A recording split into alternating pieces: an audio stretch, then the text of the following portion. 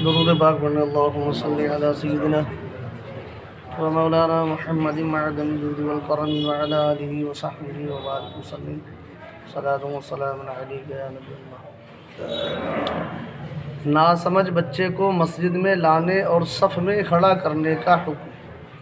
پورا سوال یہ ہے کہ ایک صاحب کہتے ہیں کہ چھوٹے ناسمجھ بچوں کو مسجد میں لانا درست ہے یا نہیں، نیز ان کو لا کر اپنے ساتھ صف میں کھڑے کرنا کیسا ہے؟ کیا اس صورت میں صف قطع ہوگی یا نہیں ہوگی، یعنی قطع صف ہوگی یا نہیں ہوگی؟ جواب اس کا یہ ہے کہ ایسے ناسمجھ بچے جن سے نجاست کا گمان غالب ہو، انہیں مسجد میں لانا مکروہ تحریمی یعنی ناجائز و گناہ ہے، اور اگر نجاست کا محض احتمال اور شک ہو تو مکروہ تنزیہی ہے۔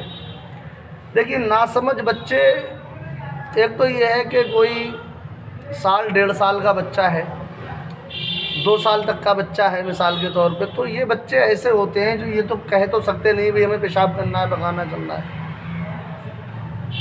ایسے بچے اگر آپ مسجد میں لے کر کے آئیں گے تو یہ غالب گمان یہی ہوتا ہے کہ پیشاب بھی کر سکتے ہیں، لیٹرین بھی کر سکتے ہیں۔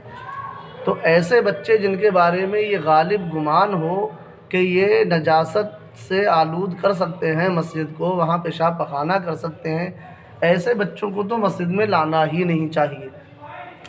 اور اگر بچہ تھوڑا بڑا ہے، جیسے کہ 3-3.5 سال کا ہے، تقریباً بولنا جانتا ہے، تو یہ غالب گمان تو نہیں ہوتا ہے کہ بچہ کہہ لیتا ہے، بتا دیتا ہے مجھے پیشاب کرنا ہے۔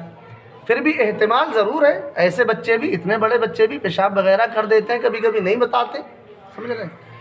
تو احتمال ہے کہ ہو سکتا ہے یہ کر دے، تب بھی احتیاط کرنا بہتر ہے کہ مسجد میں نہ لائیں۔ اگر احتمال ہے کہ ایسا ہو سکتا ہے، یعنی پیشاب وغیرہ کر سکتا ہے، تب تو لانا مکروہ تنزیہی ہے۔ مکروہ تنزیہی کا مطلب ہے کہ گناہ نہیں ہے، پھر بھی بچنا بہتر ہے، نہیں لانا چاہیے۔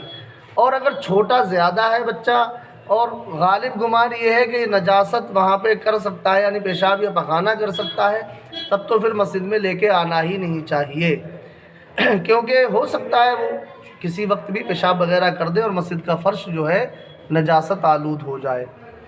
تو یہ تو لانے کی بات ہوئی، کون سے بچے کو لا سکتے ہیں، کون سے بچے کو نہیں لا سکتے۔ اب جیسے بہت سی ہماری ماں بہنیں آج کل عجیب عجیب رواج بنائے ہوئے ہیں، 40 دن جب پورے ہوتے ہیں تو بڑا چلہ کہتے ہیں اس کو، تو بچے کو لے کر کے کچھ عورتیں آ جاتی ہیں اور وہ طاق بھرا جاتا ہے، سمجھ رہے ہیں، گلگلے وغیرہ کچھ لے کر کے آتی ہیں۔ چلیے اس میں فاتحہ پڑھوانا ہے تو کوئی مرد لے کر کے آ جائے، فاتحہ پڑھوا لے، بے پردہ عورتوں کو تو ویسے بھی نہیں آنا چاہیے۔ اب ساتھ میں بچے کو بھی لے آتے ہیں، چاہے مرد ہو یا عورت ہو، کوئی نہ کوئی بچے کو لاتے ہیں۔ وہ کرتے کیا ہیں کہ لائے اور مصلی پہ لٹا دیا اسے تھوڑی دیر کے لیے، یہ کہتے ہیں وہ سجدہ کروانے لے گئے تھے۔ تو بھائی سجدہ ہی کرانا ہے تو آپ اپنے گھر میں بھی تو کرا سکتے ہیں۔ چلیے ایک اچھی چیز ہے، مطلب نیک فالی لیتے ہیں کہ بچے کو سجدہ کرا رہے ہیں، تو سجدہ یہ تو لازم نہیں ہے آپ مسجد کی محراب میں لا کر کے مصلی پہ لٹا کے ہی کرائیں، وہ کام تو آپ گھر میں بھی کرا سکتے ہیں، سمجھ رہے ہیں؟ پھر اتنا چھوٹا بچہ ہے وہ تو کسی چیز کو سمجھتا ہی نہیں ہے۔ اب مثال کے طور پہ لے کر کے آ گئے وہ سجدہ کرانے کے لیے، اب اسے لٹایا، اس نے پیشاب کر دیا، یہ تو غالب گمان ہے، چھوٹا بچہ ہے، کر بھی سکتا ہے۔ تو ایسی صورت میں بچوں کو مسجد میں لانا، پھر مصلی پہ لٹانا یا ان کو یہاں پہ لے کر کے بیٹھنا، یہ درست نہیں ہے۔ اتنا چھوٹا بچہ ہے تو نہیں لانا چاہیے، مسجد کے باہر تک ہی اسے رکھیں۔ ہاں دم وغیرہ کرانا ہے تو مسجد کے باہر کرا لیں، اور مسجد میں لا کر کے لٹانا بٹھانا یہ بالکل بھی صحیح نہیں ہے، کیونکہ غالب گمان یہ ہے کہ وہ پیشاب کر سکتا ہے، اور ایسی صورت میں اس بچے کا لانا مسجد میں درست نہیں تھا، جائز نہیں تھا۔ بچہ بڑا ہے تو احتمال ہی ہے، لا سکتے ہیں، مگر پھر بھی بچنا بہتر ہے۔ اب رہی بات یہ کہ صفوں میں کھڑا کر لیا، 3 سال کے بچے کو لے آئے، 3.5 سال 4 سال کا بچہ ہے، ابھی وہ کچھ بھی جانتا نہیں ہے، نماز وغیرہ کیا ہوتی ہے، نماز کیسے پڑھی جاتی ہے، اتنا ناسمجھ بچہ ہے۔ اور 3-4 سال کا بچہ تو ایسا ہی ناسمجھ ہوتا ہے، اسے تو پتہ ہی نہیں ہوتا ہے کہ بھئی نماز کیسے پڑھی جاتی ہے، نماز کیا ہوتی ہے، اسے یاد تو ہوتی نہیں ہے۔ تو کہتے ہیں جہاں تک صفوں میں ان کے کھڑے ہونے کی بات ہے تو بالکل ناسمجھ بچے جو نماز پڑھنا ہی نہیں جانتے، چونکہ نماز کے اہل ہی نہیں ہوتے، لہذا ان کے صف میں کھڑے ہونے سے ضرور صف قطع ہوگی، یعنی قطع صف لازم آئے گا۔